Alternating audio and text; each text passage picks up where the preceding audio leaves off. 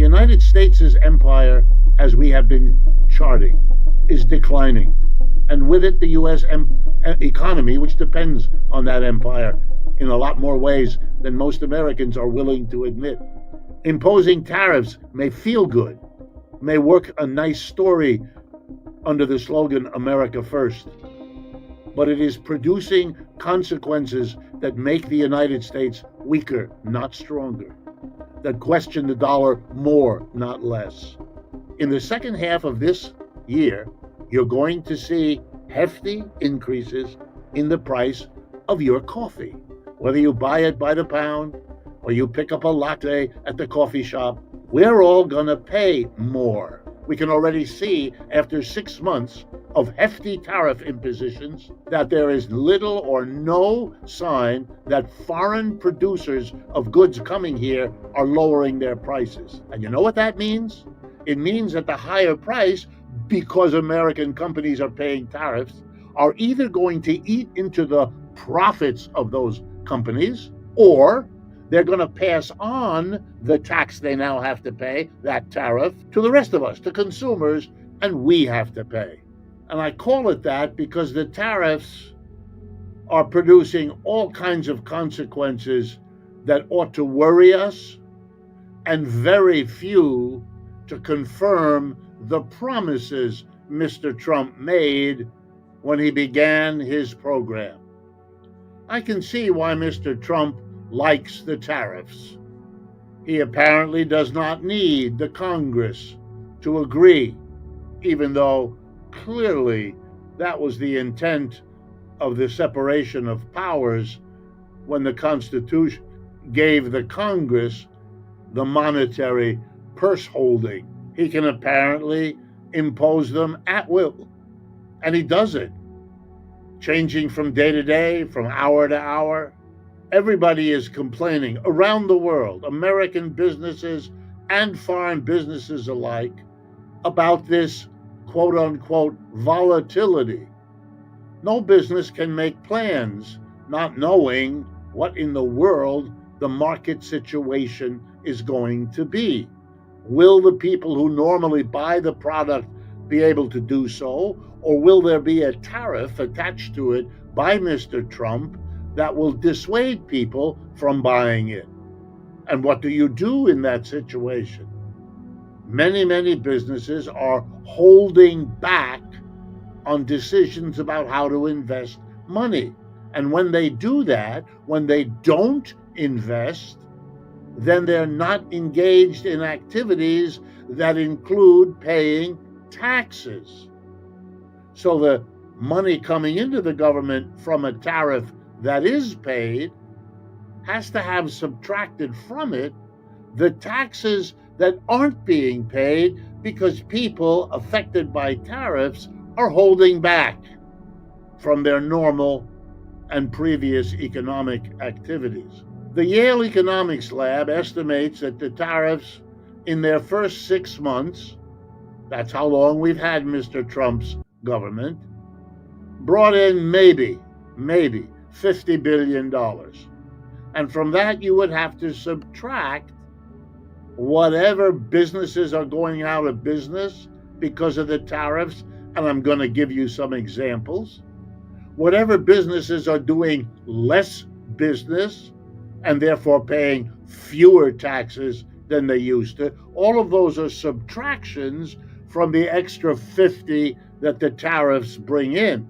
So the net effect of the tariffs now is in the 20 to 30 billion, maybe a bit more. And I can assure you, in a government budget that is counted in the trillions, 20, 30, 40 billion is a small potato and will not change the fact that the United States is the biggest debtor country in the world, whose debts are now rising significantly faster than the GDP, the productivity of the economy as a whole, which has been and is a warning sign.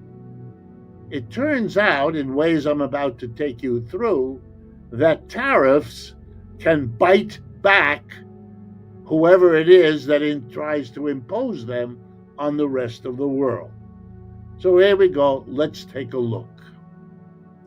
One of the countries subjected to the highest tariffs has been China. China used to be a major exporter of goods and services, particularly goods, to the United States. The tariffs mean that an American, business or individual, who buys a commodity produced in China has to pay whatever the price of that commodity is, and then on top of it, pay the tariff. And as I have explained many times, the tariff is a tax imposed by Mr. Trump and paid by the American company that brings foreign-made products into the United States to conduct its business. For example, a huge amount of what you can buy at Walmart or through Amazon or at Target or any other store comes from China. So now the company, the American company, Target, Walmart, Amazon, has to pay China to get the product and then pay Uncle Sam whatever the tariff is on top of it. Well, here's the truth. Yale Lab shows, as other documents do, that foreigners are not lowering their prices because Americans have to pay more, having to pay this tariff tax to Uncle Sam. Mr. Trump may have hoped for that. Maybe that's why he kept saying in words that were funny because they were wrong, that tariffs are somehow paid by them, that the tariff is a burden on China. No, China doesn't pay the tariffs against China. Americans do. And when Americans do, you might hope that the foreign country, knowing that Americans have to pay more because the tariff is there, will lower their price and therefore, in a way, pick up the cost of the tariff. But they're not doing that. We can already see after 6 months of hefty tariff impositions that there is little or no sign that foreign producers of goods coming here are lowering their prices. And you know what that means? It means that the higher price, because American companies are paying tariffs, are either going to eat into the profits of those companies, or they're going to pass on the tax they now have to pay, that tariff, to the rest of us, to consumers, and we have to pay. So, for example, in recent days, a lot of publicity attached to Mr. Trump's putting an enormous 50% tariff on Brazil, the largest country in Latin America, a very important country in the whole world economy, and a country that happens to be the largest single source of coffee coming into the United States. That means that the companies bringing coffee from Brazil into the United States are now going to have to pay whatever it costs per pound of that coffee to get it from Brazil shipped to an American port, and then the company has to pay Uncle Sam 50% of that in addition to get that coffee into the company's hands. And you know what that means? In the second half of this year, you're going to see hefty increases in the price of your coffee.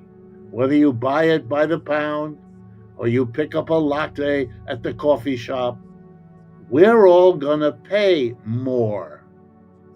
Wow. And you know what that means?